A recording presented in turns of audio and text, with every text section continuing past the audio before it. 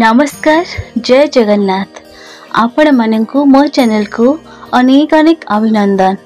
आज हेउछि पवित्र हरि शयन एकादशी। आषाढ़ मास शुक्ल पक्ष एकादशी नाम हरि शयन एकादशी बा पद्मा एकादशी। आषाढ़ मास शुक्ल पक्षरे हरि शयन एकादशी दिन जी कमल पुष्परे कमल लोचन भगवान विष्णु पूजा तथा उत्तम एकादशी व्रत करे ता द्वारा तीन लोक और तीन सनातन देवता पूजन होता है। हरि शयन एकादशी दिन भगवान गोटे स्वरूप राजा बड़ी पाखरे रहंती और अन्यटी क्षीर सागर रे शेषनाग शଯ୍ୟାରେ आगामी कार्तिक एकादशी आसवा पर्यंत शयन करती।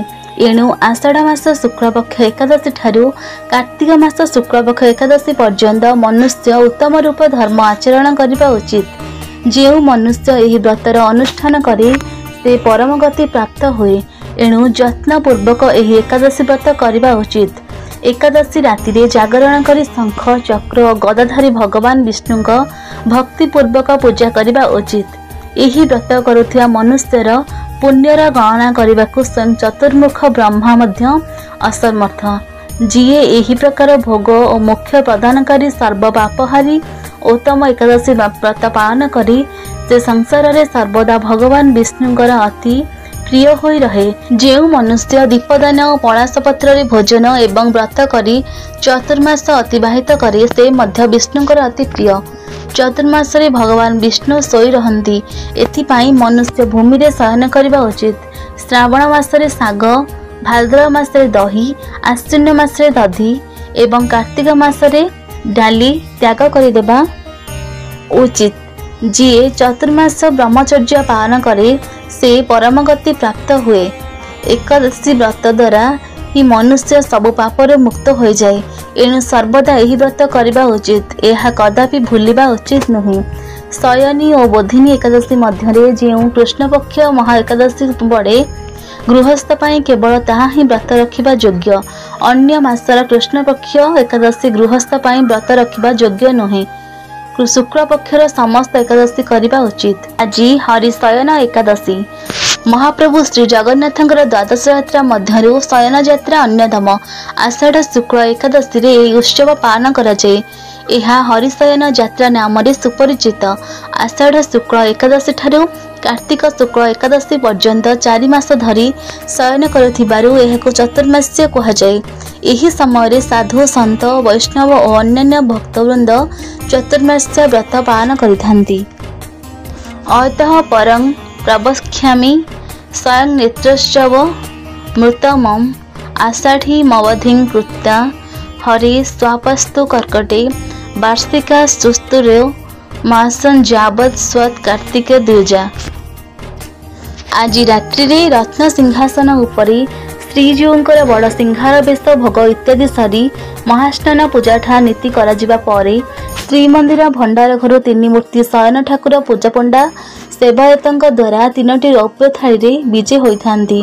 3 बाड़े यथाक्रमे बड़ बाड़े वासुदेव, मझी बाड़े भुवनेश्वरी और महाप्रभुंग बाड़े नारायणी यही 3 मूर्ति विजे होई श्रीअंग लागी हुंदी।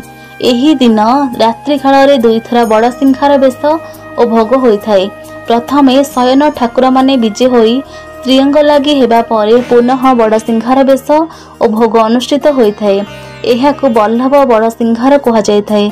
जगत वंद्य जगन्नाथ जगत त्राण परायण हिताय जगतामीश चतुर्मास्यम घनागमान सुप्पा प्रसमय रिष्टान सक्रेण सह पूजित एहि शयनगारं सुखमत्र स्वप प्रभ। आज श्रीजीउ सर्वांग लगी नुआ पतनी और माल फूल लगी ओई बेश बढ़ी थाए। एहा परे पानी पड़ी टेरा बंधा जिबा परे घंट छत्र काहड़ी सह बल्लभ बड़ सिंहार होइथाए। एहा 16 उपचार विधि रे अनुष्ठित होइथाए। भोग सरी कर्पूर आरती बढ़िले शयन प्रतिमा माने हस्तरे विजे होई भंडार घर निकटरे पहुंची थांती। शयन घरे कोठ सुआसिया होइथिबा पोड़ा ताट एवं दर्जी सेवायत देइथिबा सेज मांडी रे शयन ठाकुर को शयन करा जाए। एहा परे मुदिरस्थ सेवायत प्रसाद लगी पुष्पांजलि कर्पूर आरती तत्काली संजवती दुर्वाख्यात बंदापना इत्यादि करने परी पेड़ा बंद करी तही उपरी खोल पकांदी। यही नीति समाप्त पर संपृक्त सेवायत माने बाहर को आसिया परे तड़ाऊकरण सेवक शयन घर द्वार को मुद देइथांती। चतुर्मास्यंतरे राजन मास वृद्धि यथार्थ भवेत् तदा श्रावण मासस्य शुक्लेपि हरिमासरे हरे शयन यात्राया विधि कार्य न संशय। हे राजा, चतुर्मास्य मध्य जदि कौन मासर वृद्धि द्वारा मलमास पड़े तेबे श्रावण मासर कृष्णपक्ष एकादशी तिथि ठाकुरंकर शयन यात्रा अनुष्ठान करा जाए। एथिरे कौनसी संदेह नहीं। पंचमासाना भिव्यापा भ्रमाद जदि हरिश्चत स्वापकर्म जदा भूयाभदा लोके महभयम देशच्छेदनं मत्युगं राजा नस्येदता ध्रुवम। जदि प्रमादवशत जगन्नाथंकर 5 मास पर्यंत शयन कराए तेबे लोकमानंकर मध्य महाभय आसिब, अति उग्र भाव देश उच्छेद हेब, एपरिकी राजांकर अपमृत्यु हेब, नानाविध महापाप जाते नात्र संशय नरके च पदेत घेर तस्मायतु न काययत। नाना प्रकार उत्पात देखादेव, एथिरे संशय नहीं। समस्ते नरकरे पड़िबे, तेणु 5 मास पर्यंत ठाकुर को सुआइब नाही। नीलाद्रि महोदय। जय श्री जगन्नाथ।